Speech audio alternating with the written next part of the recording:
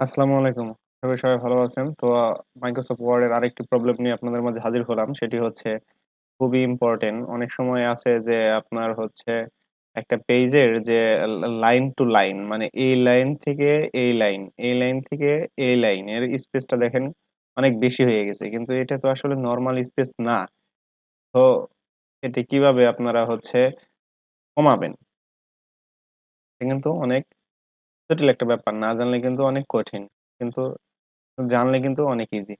তো এটি কিভাবে কমাবেন? সেটি হচ্ছে আজকে দেখাবো। তো চলুন শুরু করা যাক।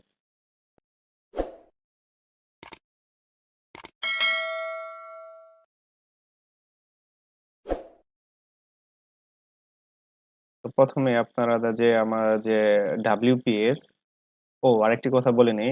WPS যারা হচ্ছে এখনো ডাউনলোড করেননি, তারা ডাউনলোড করে নিয়েন। WPS কিন্তু অনেক ভালো একটা সফটওয়্যার। এটা ইউজ করে অনেক মজা। আমি সবসময় এটি ইউজ করি। তো চলুন শুরু করা যাক।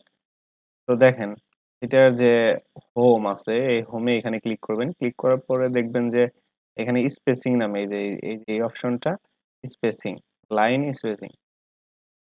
তো এখানে ক্লিক করবেন। এখানে ক্লিক করলে দেখেন এখানে কিন্তু বড় করা আছে। এখানে কিন্তু দেখেন এই ছোট হইতেছে। আস্তে, আস্তে ছোট হইতেছে। আপনারা যদি একে এনে দেন তাহলে একদম কমে যাবে।